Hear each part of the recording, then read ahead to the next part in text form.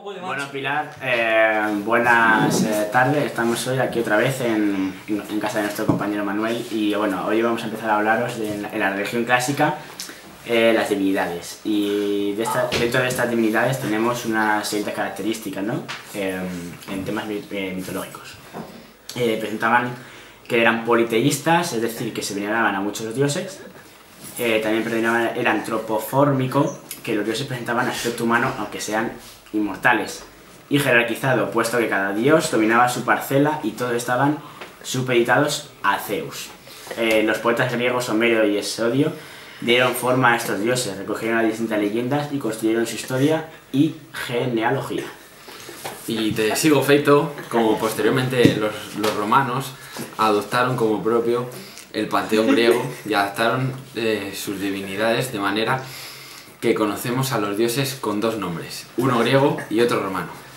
A partir de Augusto, los romanos divinizaron al emperador, primero a su muerte y después en la vida de este.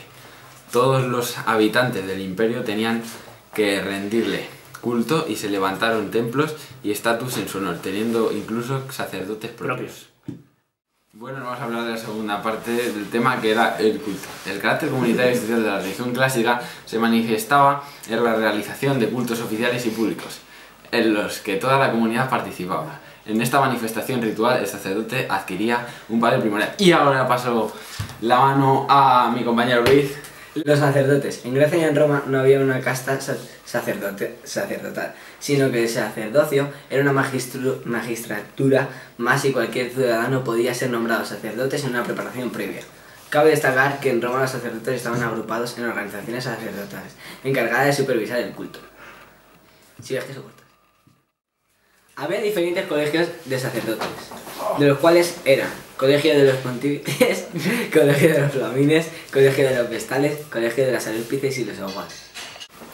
Para poder comunicarse con los dioses era preciso una plegaria que solía estar acompañada de sacrificios. La plegaria era una fórmula ritual, realizada por el oficiante que seguía unas pautas preestablecidas, y los sacrificios consistían en matar a algún animal sin defectos, quemando en el altar las partes consagradas al dios y consumiendo el resto de los asistentes al acto. Los sacrificios se llamaban incoetos y se le ofrecían alimentos sólidos ante el altar, como pasteles, flores, carne o alimentos líquidos que derramaban al suelo, libación, como miel, leche, vino. Cuando en los sacrificios se producía derramamiento de sangre, se llamaban cuetos. Bueno, vamos a hablar, después de lo que hemos hablado del tema del culto y tal, las fiestas religiosas que giraban en torno a la agricultura y a los ciclos anuales. En Grecia, Meco, ¿qué tipo así de fiestas había, no? Las dionisíacas, celebradas en el mes de marzo en honor a Dionisio, con concursos dramáticos de canto y danza y representación teatrales. Las panateneas se celebran anualmente en mayo y cada 4 años de manera especial en el mes de julio en honor a Atenea. La fiesta consistía en concursos gimnásticos, musicales, etc., acompañados de una larga procesión con animales y ofrendas para la diosa Atenea. El regalo más hermoso que se le ofrecía a la divinidad era un manto tejido por muchachas nobles de entre 7 y 12 años. Bueno, vamos a hablaros ahora de las tesmosforias. Este tipo de fiesta religiosa se celebrará en octubre, ¿no, Manuel? Sí, en honor a Demeter y Perséfone, su hija. Esta festividad estaba dirigida a las mujeres casadas y en ella se vedaba la presencia masculina. Bueno, ahora vamos a hablar de las fiestas religiosas en Roma. Igual que antes hemos hablado de Grecia, vamos a hablaros ahora de Roma, ¿no? Predominará la de Lupercales, la de Quirria, Parentalia y Lemuria, Liberalia y Saturnales. Estas, obviamente, como el nombre dice, es en honor a Saturno. La de Liberalia a Liber, la de Parentalia y Lemuria se celebran en mayo y en febrero, y Equirria en Marte y Lupercales en honor al fauno Luperco. Pues esto es todo.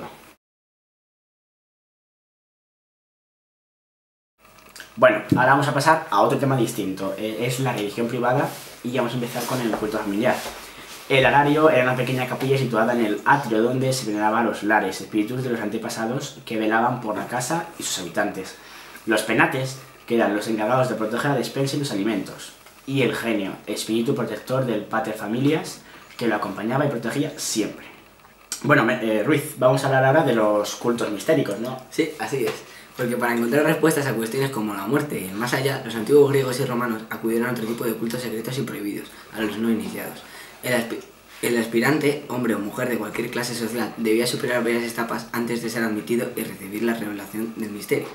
En general, era una mezcla de creencias, orgía y ritos con la promesa y inmortalidad del más allá. Los dioses a los que adoraba en estos ritos eran Deméter, Perséfone, Dionisio, Orfeo y ya en Roma dioses orientales como los egipcios Isis y Osiris o el dios persa Mitra.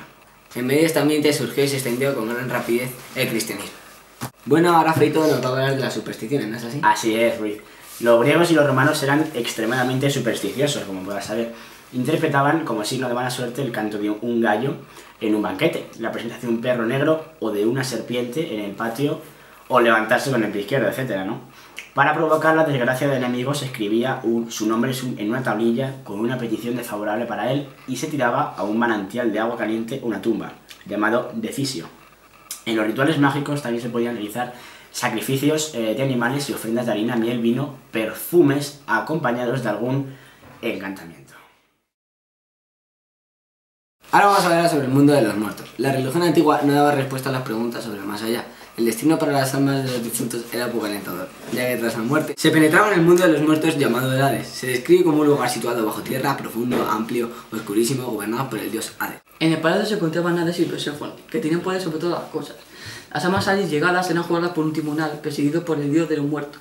A los culpables se les enviaba a un lugar destinado a los impíos que recibieran el castigo correspondiente. Las almas de los justos que habían llevado una vida virtuosa eran destinados a los campos elíseos, lugar en el que se olvidarían de todos los males sufridos en la vida.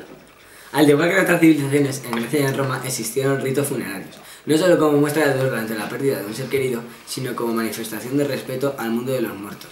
Bien número de estos rituales funerarios han llegado hasta nuestros días.